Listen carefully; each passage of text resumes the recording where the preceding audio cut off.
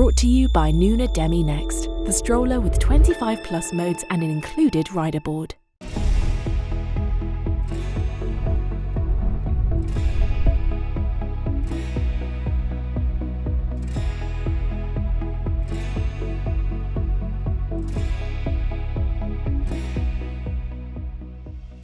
Thank you guys so much for joining us. We know you guys are so busy, mothers doing everything. But as are you, Catherine. You too. Yes. We know it's a whole thing, but we're so excited to talk to both of you about multi-generational parenting. We know, Gayle, you have 2.5 years into grandmotherhood. Yes.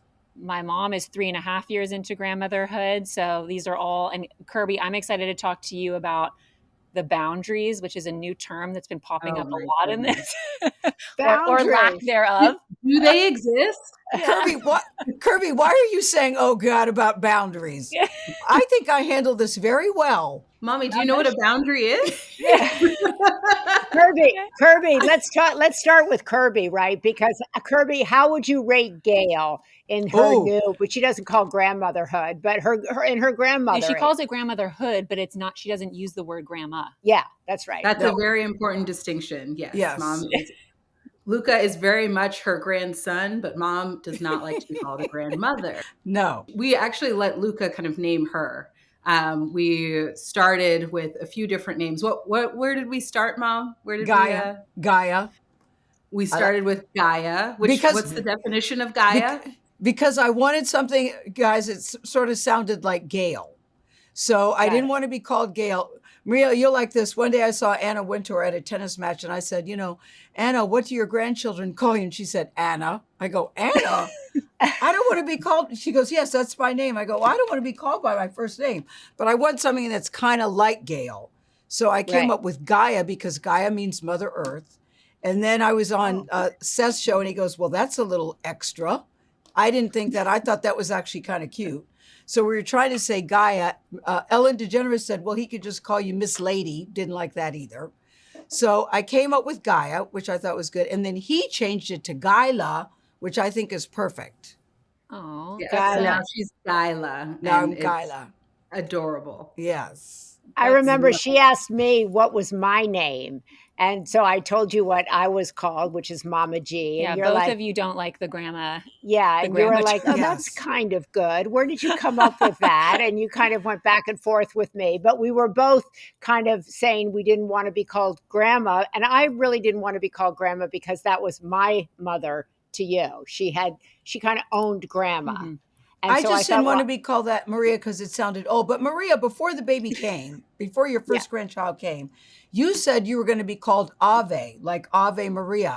That's what you told me. I was. That's what you told me, and I really like that for bringing that up. Yes. Well, of course, I thought I would be. Catherine.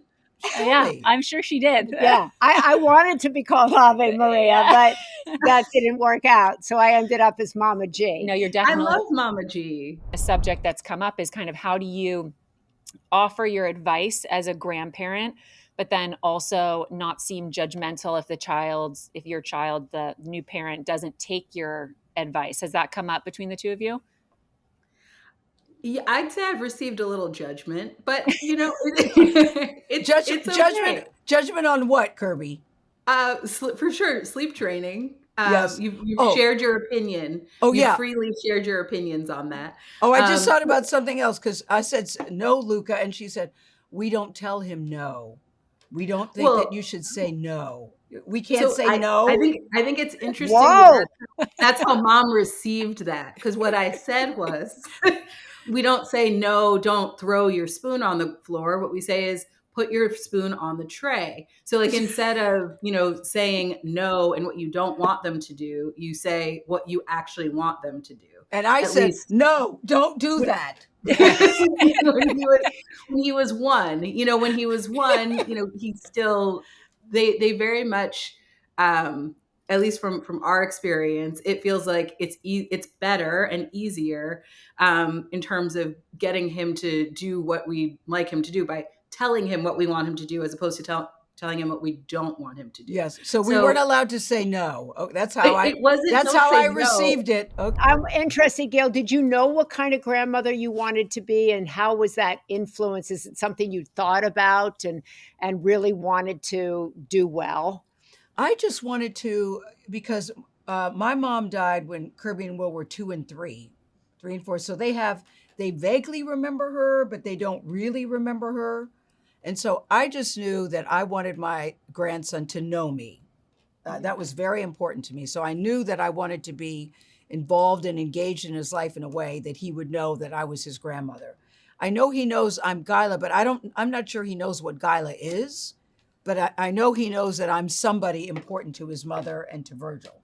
So he knows that you love him, and he knows that he loves you. And I mean, that's what's most important. Yeah, I do think that. But I wanted to, my deepest wish, knock on wood, is that I would live long enough that he would have a true sense of me. And so if something happens to me now at 2.5, he won't really remember. So I'm waiting. I already said, I want to be the one to take him to Lion King when he's 5. I want to do that. Just me and Luca by ourselves. I want to do that, so that I can have some kind of memory with him that he'll remember.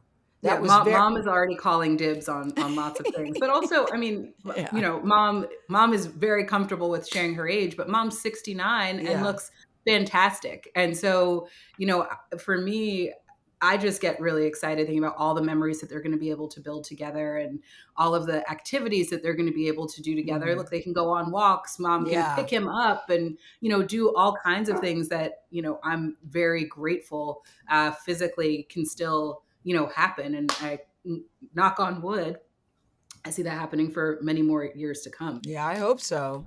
Kirby, was there something when you became a mom? This definitely happened for me.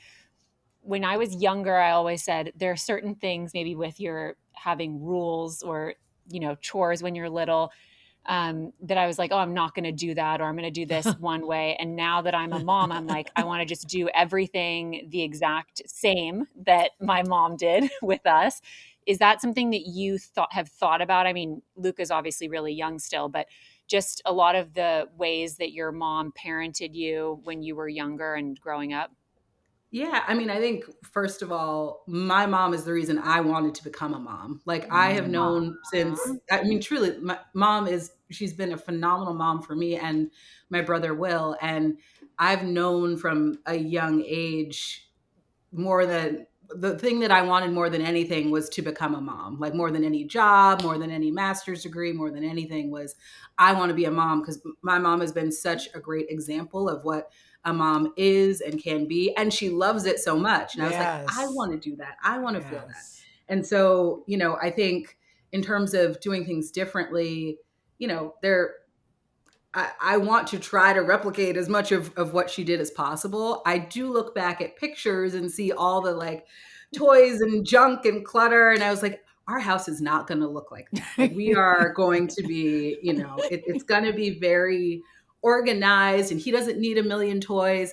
Fast forward to 2.5 years later, I'm like, where did all these colors come from? How do all these toys have sounds?